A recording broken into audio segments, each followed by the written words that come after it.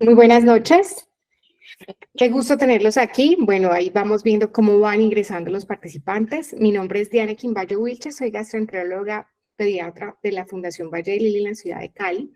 Soy miembro activo del Colegio Colombiano de Gastroenterología y Patología y Nutrición Pediátrica. La idea del día de hoy es tener un webinar, tener un espacio para compartir nuestros conocimientos, nuestras experiencias con todos los pediatras y los profesionales de la salud.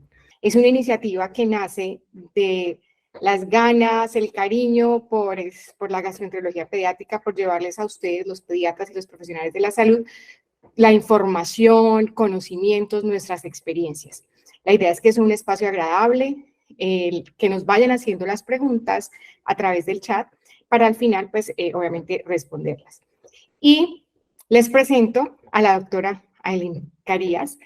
Es gastroenteróloga pediatra de la Fundación Santa Fe de Bogotá, profesor asociado de la Universidad de los Andes y es nuestra presidente del Colegio Colombiano de Gastroenterología, Hepatología y Nutrición Pediátrica. Bienvenida, doctora. Gracias, querida Diana. Para mí es un placer abrir este ciclo de webinar acompañándolos a ustedes. Es un trabajo que tenemos planificado hacer durante todo el año y queremos invitarlos a ustedes que ojalá también nos acompañen durante este año.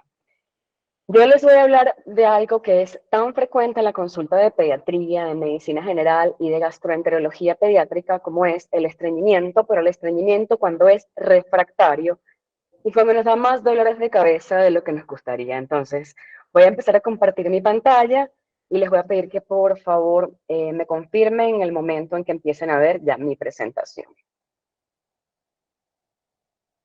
¿Está ya en pantalla, por favor? Sí, se ve perfecto. Perfecto, sí. Excelente. Entonces, yo les voy a hablar entonces de estreñimiento refractario del día de hoy. Yo soy Aileen Carías, como ya dijo la doctora Quimbayo. Estos son mis conflictos de interés. Esta conferencia no contiene información comercial, ¿ok? ¿Qué pasa con el estreñimiento? Lo primero que pasa con el estreñimiento es que es funcional hasta un 97% de los casos.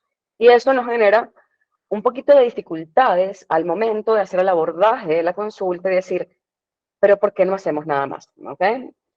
Sabemos que el 25% de estos pacientes con estreñimiento van a mejorar con educación familiar y con cambio de hábitos. También sabemos que el 95% puede mejorar con combinar dieta y laxantes o dieta y ablandadores. Y también sabemos, y lo tenemos muy claro, que el estreñimiento cambia la calidad de vida de los pacientes. El bienestar emocional, el bienestar familiar, todo lo que es la dinámica familiar, porque hay mucho estrés asociado a el control de esfínteres temprano y mucho estrés asociado a los accidentes en la ropa interior. Pero entonces, ¿qué hacemos cuando no hay mejoría? ¿Qué hacemos cuando este niño ha tenido cambios en la alimentación, dicen que toma suficiente agua, inclusive ya tenemos un tratamiento farmacológico, sin embargo, no tenemos la respuesta que esperamos, o a lo mejor no la que nosotros esperamos, pero sí la que los padres anhelan? Sabemos que hay múltiples razones para la refractariedad: fisiopatología, factores genéticos, familiares, anomalías sensoriales, anomalías anorrectales e inclusive anomalías colónicas.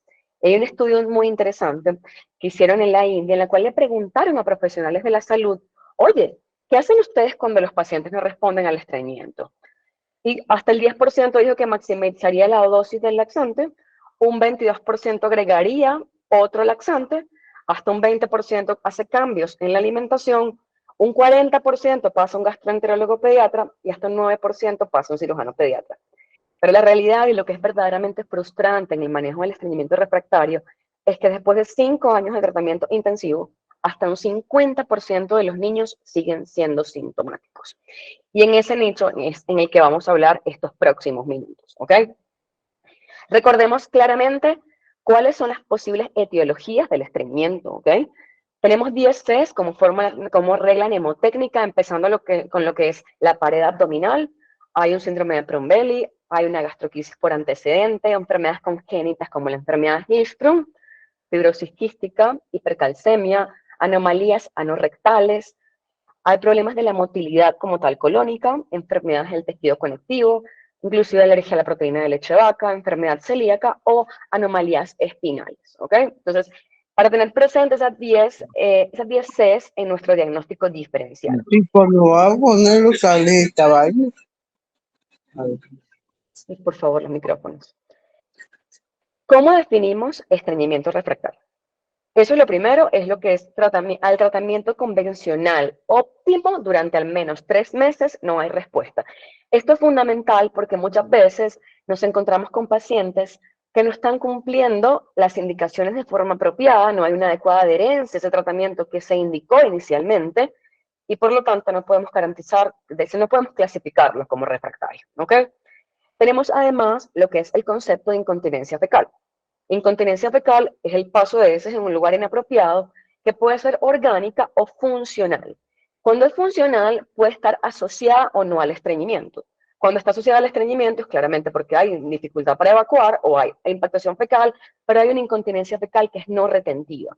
Y la definimos como una evacuación en un lugar inapropiado en niños que tienen más de 4 años de edad mental sin estreñimiento. Esto es importante porque recuerden que la neurodivergencia favorece el estreñimiento.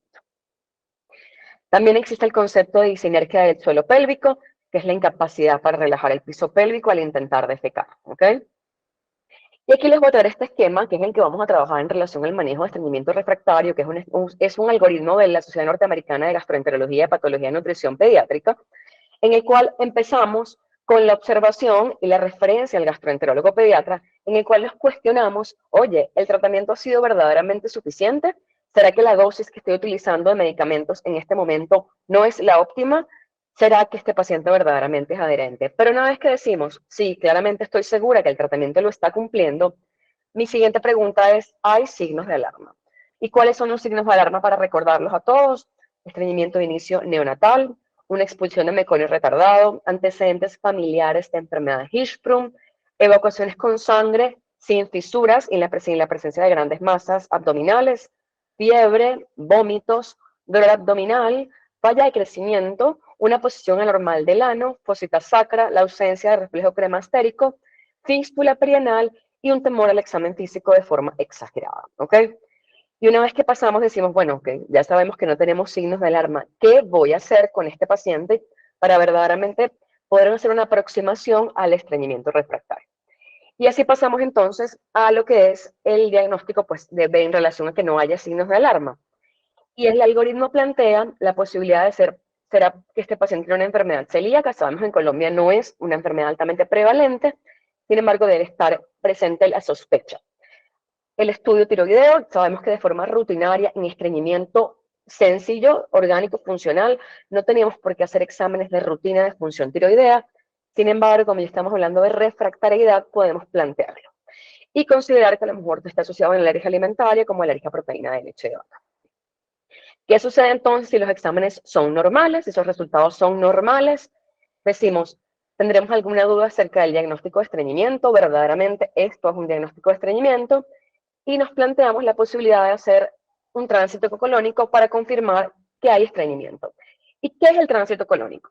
El tránsito colónico es mediante marcadores radiopacos, es una cápsula que se ingiere, que tiene este poco de pelotitas que son radiopacas en la radiografía de abdomen, y hay dos formas de hacerlo. Uno en el cual se da las cápsulas durante 3 días continuos y en el día 4 se hace una radiografía de abdomen, u otra opción en la cual se hace la ingesta de solamente un set de 20 capsulitas y la radiografía de abdomen se hace el día 4 o 5.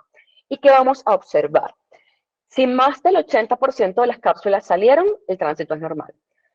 Si estas cápsulas están distribuidas a lo largo del colon, hablamos de un tránsito lento, como vemos en el caso de la imagen del extremo izquierdo, en el cual están totalmente distribuidas. Y si están más del 50% en recto sigmoide, estamos hablando de obstrucción del tracto de salida. Entonces, esto nos permite, de una forma fácil, poder empezar a decir, oye, es que tiene un tránsito lento y por esta razón es la causa del estreñimiento, ¿ok? Una vez entonces que tenemos un estudio de tránsito colónico que nos dice, verdaderamente hay un tránsito lento, entonces tenemos el diagnóstico de estreñimiento intratable o estreñimiento refractario. ¿Y qué debemos hacer? Debemos entonces irnos a este cuadradito del tratamiento en el cual hablamos, vamos a descartar que tenga una enfermedad Hirschsprung, consideremos la posibilidad de que se tenga una malformación anatómica o malformaciones espinales. Recordemos entonces que existen pacientes que tienen espinas bífidas ocultas o que tienen un disrafismo espinal que no le limita desde el punto de vista ni urinario ni motor. Sin embargo, su única manifestación puede ser el estreñimiento. Y por eso está en este momento el algoritmo. Y les voy a hablar entonces de lo que es la manometría anorrectal. ¿Para qué sirve la manometría anorrectal? Para diagnosticar un esfínter renal interno que no se relaja. Evaluamos ahí la función de los esfínteres, podemos evaluar en un postoperatorio de Hirschsprung que persiste sintomático, también podemos hacer la evaluación funcional en relación a la corrección de ano imperforado y decidir si el paciente amerita terapia de biofeedback. La manometría anorrectal es un examen que requiere colaboración del paciente, puede hacerse bajo sedación, sin embargo, bajo sedación se pueden medir nada más 2 puntos del examen anorrectal, en cambio sin sedación aporta muchísimo mayor cantidad de información, ¿ok? De acuerdo a lo que fue la opinión de los expertos en Abstion, dicen que verdaderamente la indicación de la manometría anorrectal es evaluar la presencia de reflejo rectoanal inhibitorio que está ausente en presencia de enfermedad de Hirschsprung. Sin embargo, el gold standard para hacer el diagnóstico siempre va a ser la biopsia rectal. Les describo brevemente cómo es una manometría anorrectal. Se introduce una sonda a través del canal rectal del paciente, la cual se insufla y se hace un protocolo, que es el protocolo de Londres modificado, en el cual el paciente pasa 3 minutos acostumbrado a la sonda vía rectal, luego se hace la medición de la presión de reposo, luego se le pide al paciente que apriete la colita durante 5 segundos y luego que mantenga apretada la colita durante 15 segundos adicionales. Después le pedimos que haga el esfuerzo de pujar como si fuese a evacuar. Luego que tosa, hacemos la evaluación del reflejo rectoanal inhibitoria y la sensación rectal. La sensación rectal es interesante porque lo que vamos haciendo es que vamos insuflando el balón dentro del recto y el niño tiene que decir, en este momento tengo ganas de hacer popó, en este momento me siento incómodo o en este momento ya no puedo aguantar más. Y eso nos va a hablar un poco eso nos va a hablar directamente del volumen defecatorio, porque hay niños que todo está normal, sin embargo, la sensación para evacuar está francamente disminuida. ¿Qué quiere decir eso? Que necesitan grandes volúmenes para poder sentir que tienen ganas de evacuar. Y por eso ocurre una obstrucción en el trayecto del tracto de salida para poder evacuar. También tenemos opciones como la gamografía colónica que nos permiten predecir motilidad colónica. Sin embargo, la recomendación de los expertos en ABSCAN y EBSCAN dicen que no recomiendan el uso rutinario en niños con estreñimiento refractario, pero quiero que sepan que existe en caso que llegue a sus manos, ¿ok? Seguimos entonces con nuestro algoritmo y dijimos, bueno, verdaderamente hicimos todo este estudio, no hay malformaciones anatómicas. Recordemos que el enema varitado no es un diagnóstico para enfermedad de Hirschsprung. Puede ser una orientación inicial, sin embargo, para hacer diagnóstico necesitamos la manometría rectal y claramente, como les dije, el gold standard es la biopsia. No tienes malformaciones espinales, también las malformaciones espinales podemos tener sugerencia a través de la manometría no rectal. Si son normales estos resultados, es en ese momento que podemos plantear la posibilidad de hacer una manometría colónica, ¿ok? ¿Y cómo es una manometría colónica? La manometría colónica es un catéter largo que permite evaluar verdaderamente la función neuromuscular. Se hace una colonoscopia para poder guiar el paso del catéter y lo que nos permite diferenciar fundamentalmente neuropatías y miopatías neuroentéricas, ¿ok? Del estreñimiento funcional.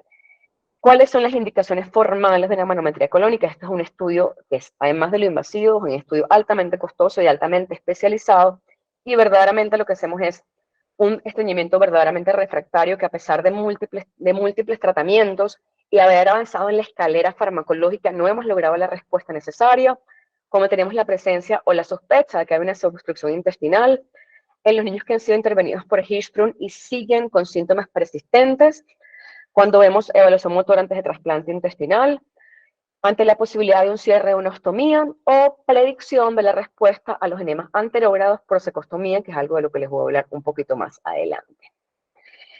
De acuerdo a la opinión de los expertos, la manometría colónica puede estar indicada en pacientes con estreñimiento intratable antes de considerar una intervención quirúrgica. Y esto es importante porque no queremos que le hagan una colostomía, que no le hagan una hemicolectomía por estreñimiento a un paciente sin que verdaderamente tengamos una evaluación funcional. Y ahora entonces, ¿qué vamos a hacer? Objetivos: vaciar el colon, asegurar la continencia y preservar la integridad neuromuscular. Y hay múltiples tratamientos. Les voy a hablar de lo que son los cenócidos, que aumentan la secreción de fluidos y estimulan la motilidad colónica. Es seguro a largo plazo, hay riesgo de lesiones en piel, y tiene un estudio laboratorizado que es súper interesante, que se publicó en el 2018, que se terminó temprano porque el beneficio fue tan grande que dijeron, no, hay que terminar este estudio directamente, ¿ok? Existen los difenilmetanos como el bisacodil o el picosulfato de sodio. Este estudio a mí me encanta porque es un estudio en el uso a largo plazo.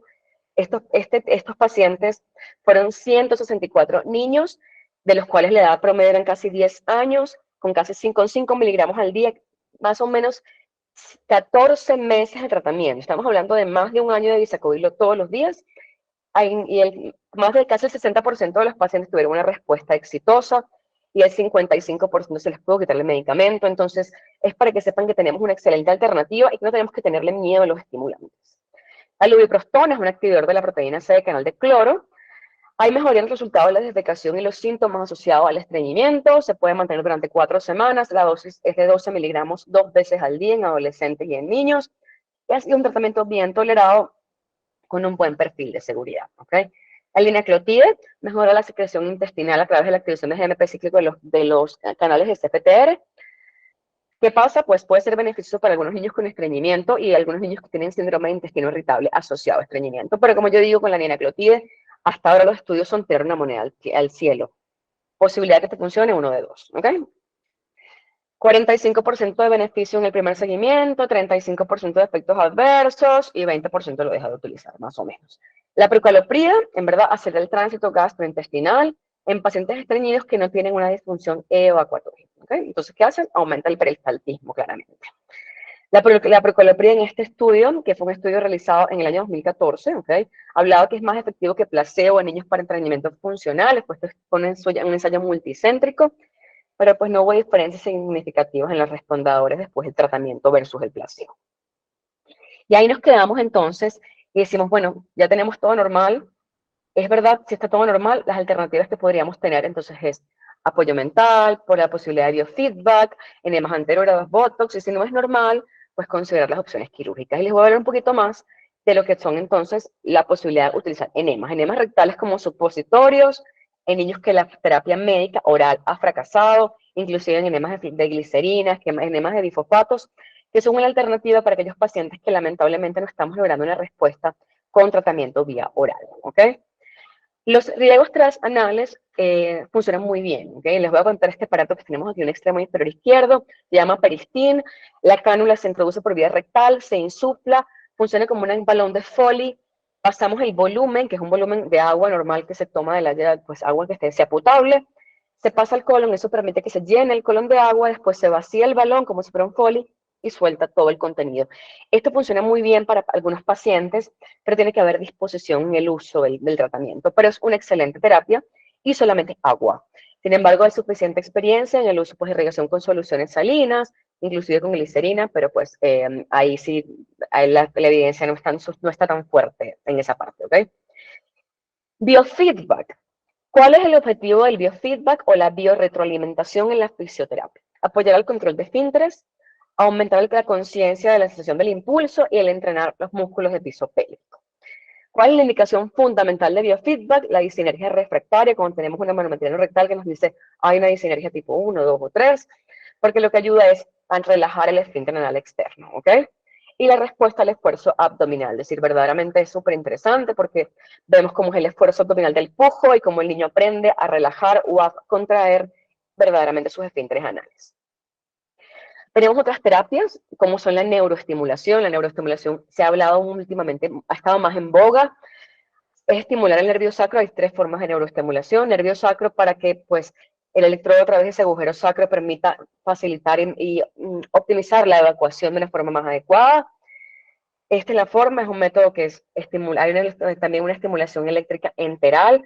Tiene efecto en la motilidad del colon, en la regulación del esfínter, ya tiene mucho tiempo utilizándose en disfunción eréctil, tiene más de 30 años utilizándose. También se ha utilizado en la parte de la reeducación esfinteriana de esfínter vesical. Entonces, hay mucha información, así como la estimulación eléctrica del nervio tibial posterior, ¿ok? Una de las ventajas de nervio tibial posterior en relación a la estimulación pues, neurosacra es que pues la forma de realizarlo es mucho más sencilla. Este es un estudio que está publicado justamente este año, es un estudio hecho por el doctor Velasco, en el cual tiene un grupo de pacientes en el cual hay una mejoría significativa en la consistencia de las deposiciones, dolor abdominal y la intensidad, y también la mejoría de sangre en las heces, con la colocación de estimulación eléctrica de nervio tibial posterior. Entonces, es interesante porque lo que hace, pues, modula la función neuromuscular a través de la desprogresión y estimulación retrógrada de las fibras somáticas lumbares y sacras. Es el mismo efecto potencial que tiene la estimulación sacra, pero en lugar de ser un implantable, pues es un elemento externo, lo cual me parece a mí bastante interesante. Cuando hablamos de opciones quirúrgicas, también tenemos opciones que van centradas directamente en el piso pélvico, como la inyección de toxina botulínica, la dilatación anal y las miomectomías, y hay opciones centradas en el intestino grueso, como son los enemas anterógrados, las colostomías y las resecciones colónicas. En relación, ¿qué es un enema anterógrado? Porque es una información que quiero que ustedes lo tengan, es la colocación de, sencillamente, el abordaje a través del ciego, a través de la válvula, del agujero pendicular, para colocar un enema que vaya en esta dirección, es decir, un enema anterogrado que permite la limpieza del colon.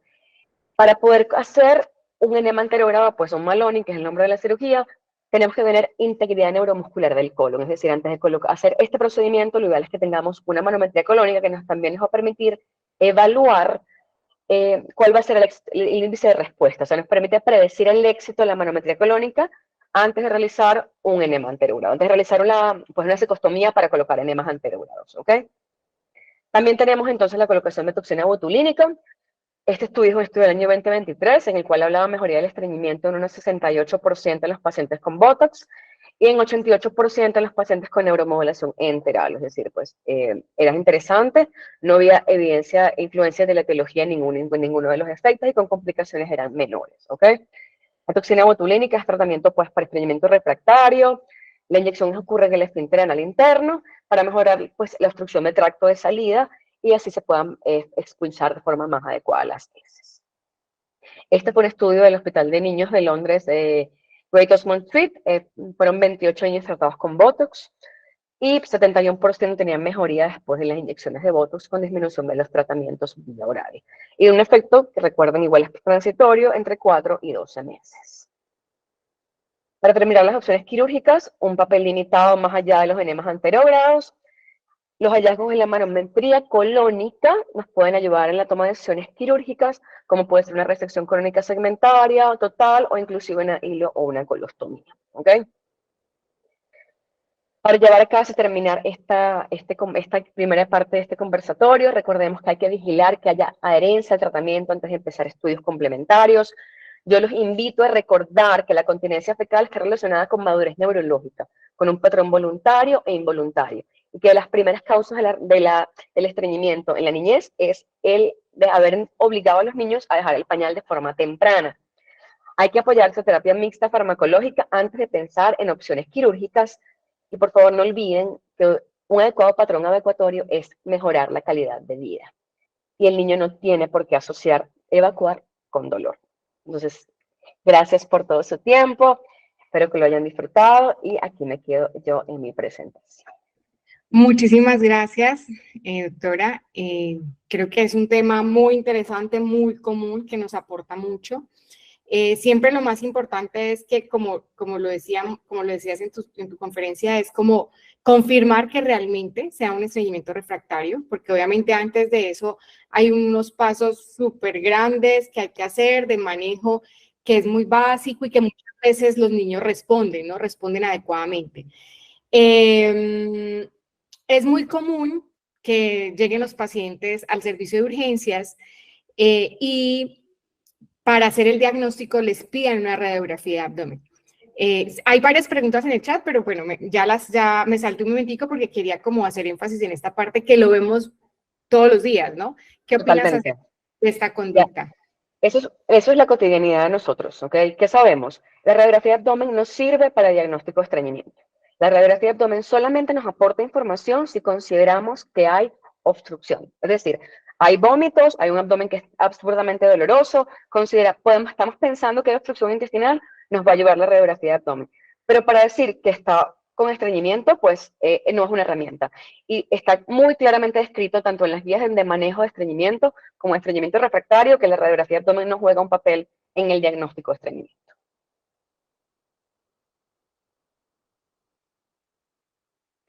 Está sin audio, Diana. Aquí ya, perdón. Tenemos ese niño en el servicio de urgencias. Confirmamos pues que por clínica tenemos todo lo que nos indica para pensar que es un estreñimiento crónico funcional. Debemos, refractario o no, debemos iniciar un manejo. ¿Qué es ese primer paso importante que deben tener en cuenta los médicos pediatras en el servicio de urgencias? Lo primero es vigilar que no tenga signos de alarma, porque si tenemos signos de alarma, tenemos que pensar que algo más puede estar pasando. Temor exagerado al examen físico, cuestiones con sangre, dolor abdominal, vómitos, falla de crecimiento. Cuando salimos de los signos de alarma, tenemos que pensar en la desimpactación, que sale del tema directamente de estreñimiento refractario, pero sí en manejo primario de urgencias. La desimpactación puede ser una desimpactación oral o una desimpactación rectal. Particularmente, sabemos que no hay evidencia científica suficiente para recomendar una en favor de la otra. ¿Okay? Podemos escoger una desimpactación rectal o desimpactación por vía oral, recordando que las dosis son mucho mayores para desimpactación y que necesitamos mantenerlas un tiempito para que puedan hacer el efecto continuo. Entonces, si tenemos un paciente que está vomitando, claramente no le vas a colocar un enema. Claramente vas a pensar que está obstruido. Pero si además tienes un niño que ya rechaza la comida porque tiene 7 días que no evacúa, tienes que pensar cuáles son las otras alternativas que tienes que considerar para tu paciente. Es decir, en verdad creo que voy a usar desimpactación rectal porque este niño no me va a tolerar la vía oral. O porque creo que no es el niño que se va a tomar los volúmenes completos del pego, de los medicamentos por vía oral, prefiero dárselo por vía rectal. O por el contrario, mire, yo tengo tiempo, este es un paciente que tiene 3 días sin evacuar, es consulta, prefiero dárselo vía oral y esperar que tenga el efecto deseado. Ok, perfecto. Bueno, los invitamos a que nos hagan sus preguntas. Aquí tenemos bueno, tengo 2 manos levantadas. No sé si las personas quieran hacer una pregunta. El doctor Diego Blanco. Hola, muchas gracias por la charla.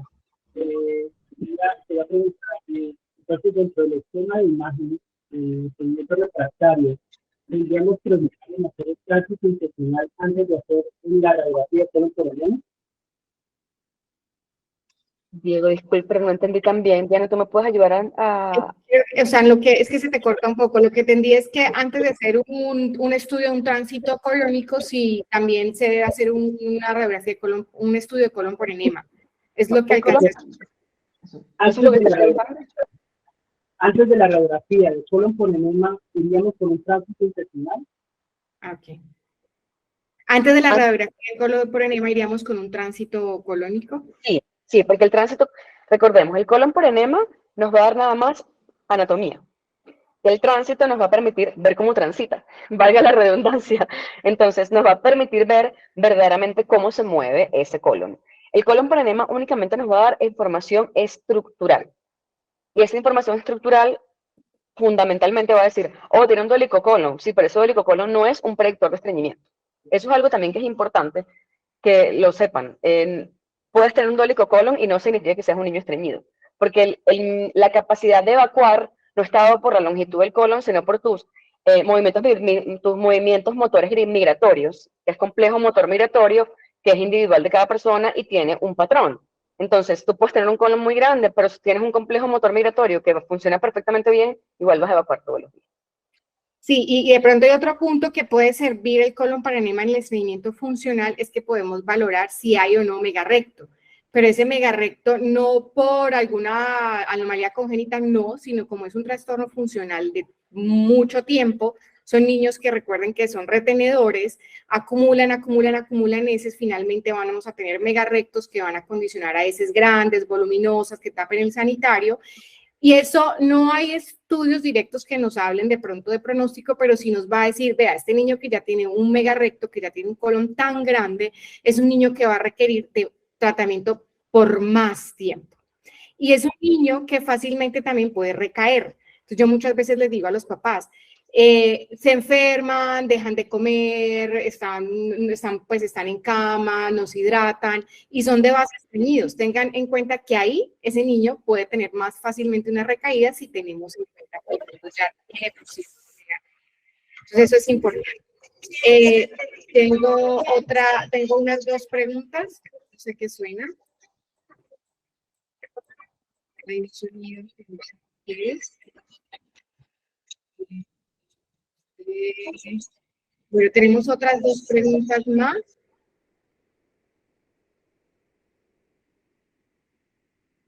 Tenemos otras 2 preguntas más. Una es que a partir de qué edad podemos usar la lubiprostona. Lubiprostona tiene FDA para mayores de 12 años. Para un niño dejar de usar los primeros minutos, desde qué edad se puede usar. Aquí está Aura Bello, que preguntó la edad de la lubiprostona. Por FDA, Aura. No oigo bien, me estoy perdiendo.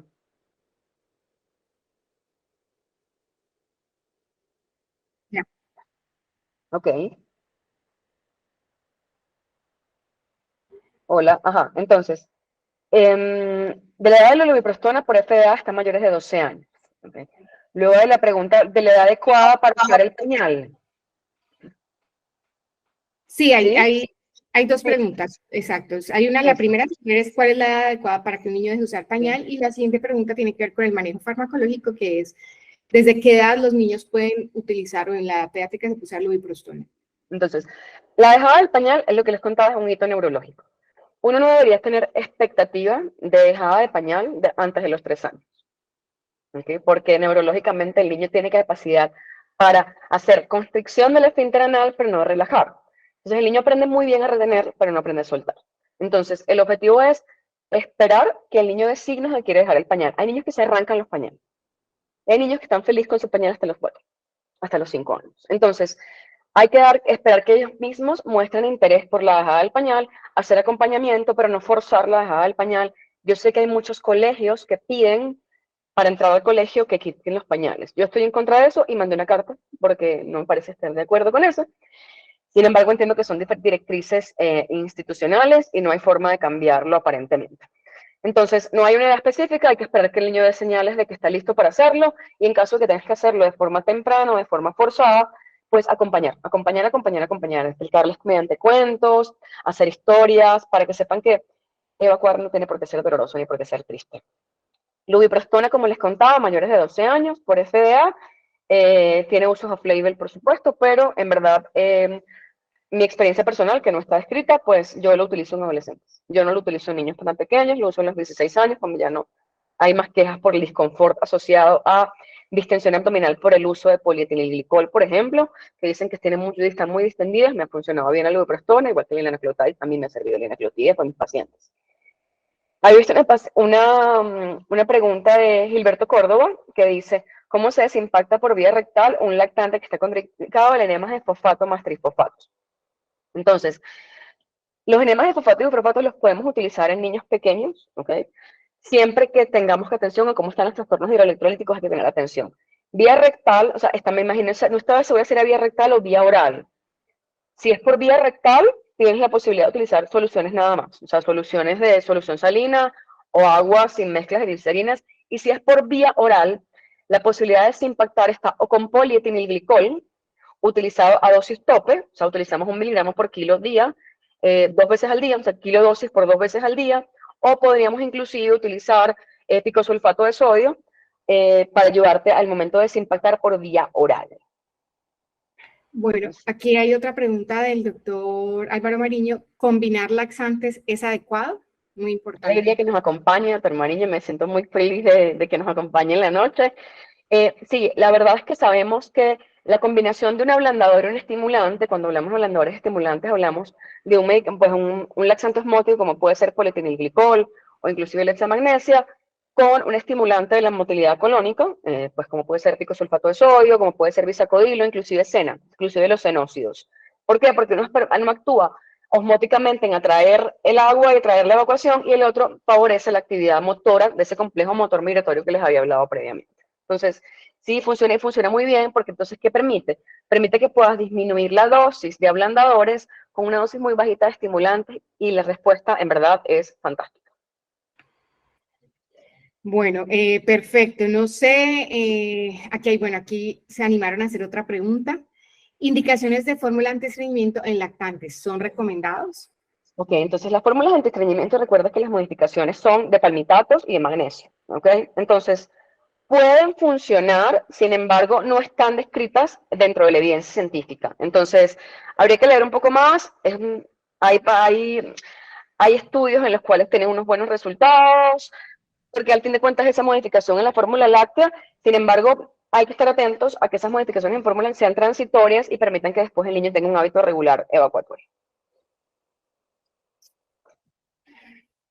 Bueno, no sé, no hay más preguntas. No sé si alguien se anima a hacer alguna pregunta directa aquí en... la doctora Joelaini Rosado se ha levantado la mano. Hola, buenas noches a todos. Noches. Bueno, aprovechando que tenemos también bastante público de pediatría, alguna práctica muy común que se ve es en pacientes con pronto niños que se tardan en evacuar menores de 6 meses, que de pronto demoran una semana, 10 días, es la solicitud de un colon por enema.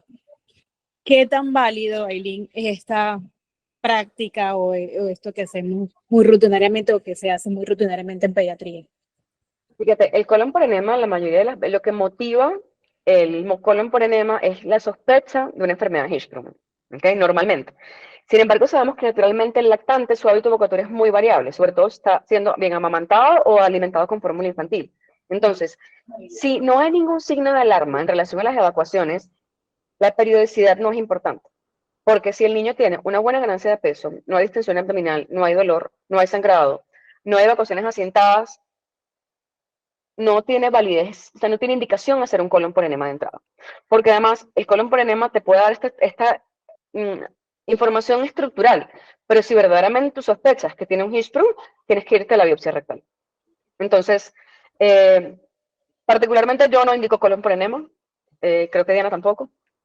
Entonces, sabemos que tiene indicación, decimos, bueno, es el primer examen que tengo, creo que es un Hirschsprung, voy a hacerle un colon por enema, quiero ver si hay un segmento gangliónico para mandarlo a biopsia, allí tiene validez, porque tienes una sospecha clarísima orientada hacia una enfermedad de Hirschsprung.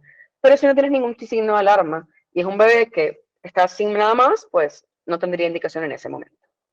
Sí, de pronto en pacientes en donde ya se salga un poco del contexto del funcional o pacientes posquirúrgicos, que sospechemos que pudiera haber alguna estenosis o a veces sí, como les mencionaba, si yo quiero valorar, si estoy sospechando que el paciente tenga un megarecto, pero más que todo como para uno tener un soporte de decir, ya hay un cambio anatómico, este niño va a necesitar un manejo por más tiempo.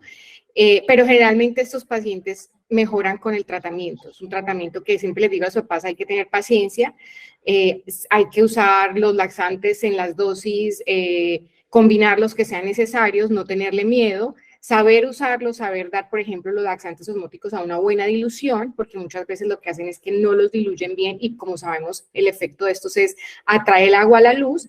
Entonces, por lo tanto, necesitan una buena dosis de agua, de líquido. No tenerle miedo tampoco al uso de los laxantes estimulantes. Creo que eso es como un punto muy, muy importante. Melky tiene la mano levantada y yo quiero ir a Melky. Melky, por favor. Sí, claro, doctor, bienvenido. Aló, buenas noches. Un gusto, saludos desde Pereira. No, felicitarte, Aileen, por tu conferencia, excelente, muy clara, muy concreta. Contarles algo de mi experiencia. Me remiten niños y generalmente pues hacemos procedimientos y que no se han hecho, que otros colegas no los han hecho. Generalmente probamos lubiprostona, probamos procolapride. Tenemos la ventaja de poder realizar la manometría colónica y durante el procedimiento de manometría colónica, y eso es como son las últimas investigaciones, probamos el efecto in vivo de los medicamentos. Eso es otra de las grandes fortalezas de la manometría colónica, y es que uno durante el procedimiento puede probar la efectividad de los medicamentos.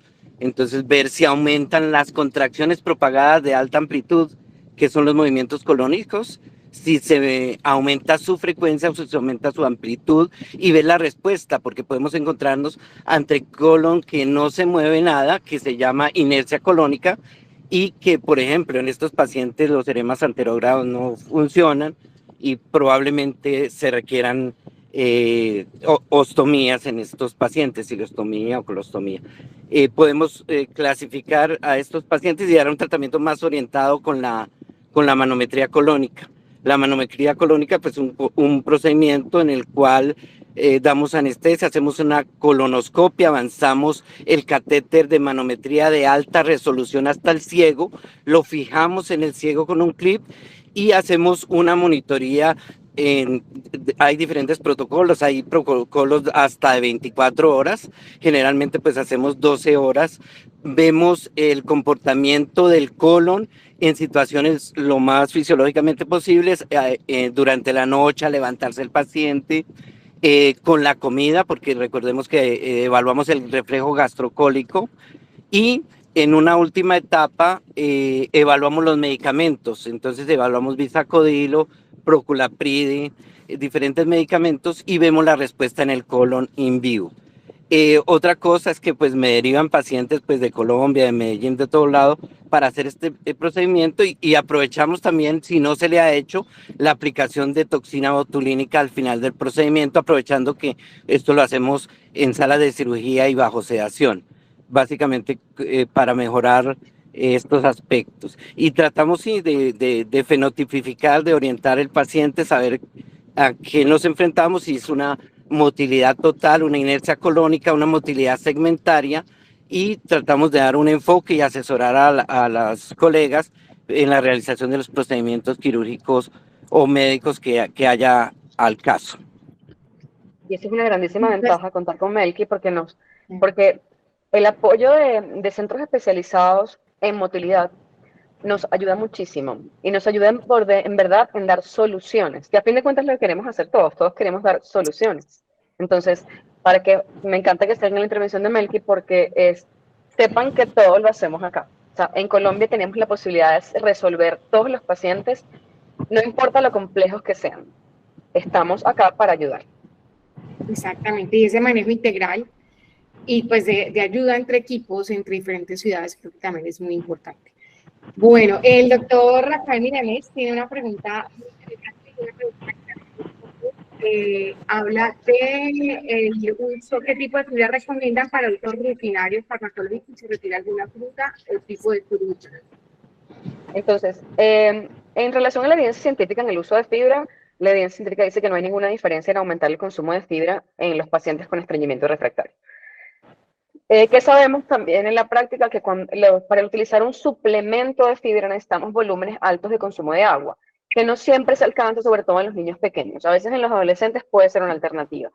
La verdad es que en mi práctica cotidiana, y si hablo yo desde mi experiencia, yo no indico fibra de forma rutinaria ni hago cambios en la alimentación, porque es lo que está pues descrito en la literatura, y en verdad siento que pedirle al niño que se tome 16 vasos de agua no es real. No es real. Claramente, una dieta balanceada que incluya todos los grupos de alimentos, que incluya frutas, verduras y vegetales, va a ser favorable. Más allá de lo que es el aumento de la fibra, va a ayudarnos a la microbiota, y mantener esa microbiota estable también va a favorecer un mejor comportamiento intestinal en general. Pero una recomendación de decir, no como banano y como papaya, no, eso no. Yo les digo que coman de todo, que coman de todo, y que coman bien, y que coman lo que está disponible, las frutas de temporada, los vegetales de temporada, carnes, frutas, verduras o llamas. Que sí les sugiero el cambio de carbohidratos refinados por carbohidratos que tengan mayor carga de fibra no absorbible. Entonces, cambia pan blanco por pan integral, considera agregar a lo mejor vegetales en el arrocito blanco, para que aumentemos sutilmente la presencia de fibra, pero que no vean que uno los mandó a comer nada más comida integral, porque entonces el exceso de fibra también les pone más estreñidos. Ok, perfecto. Y me gustaría saber hasta cuándo se combinan laxantes, ablandadores y estimulantes. Entonces, fíjense que el estudio que les traje del uso de bisacodilo es hasta un año. La experiencia que tenemos nosotros en la Santa Fe es utilizarlos por periodos aproximadamente de 6 meses. En 6 meses, como ya tenemos la respuesta que esperamos, empezamos el desmontaje de los estimulantes, manteniendo los ablandadores. Entonces empezamos a alternar días de estimulantes o días de ablandadores, bajamos las dosis, vemos cómo es la tolerancia. En verdad va a ser mucho en relación a la respuesta del paciente. Hay pacientes que necesitan cambio de estimulante. Decimos, mira, yo me iba muy bien con este estimulante durante 3 meses, pero siento que no me funciona tan bien y podemos hacer también la rotación de los mismos. Y pienso que pues el manejo farmacológico con los laxantes también muchas veces se tiene que dar por el tiempo que sea necesario, ¿no? Por el tiempo que el paciente lo requiera. Eso es también muy común que los padres digan que es que se vuelve el colon perezoso, que les da miedo, que el niño se va a volver resistente, y no, creo que lo más importante es explicar a los papás que, por ejemplo, el polietilenglicol, realmente la absorción sistémica es muy baja, es menos del 0.09%, o sea, es nada. Entonces, los efectos sistémicos son muy poco probables.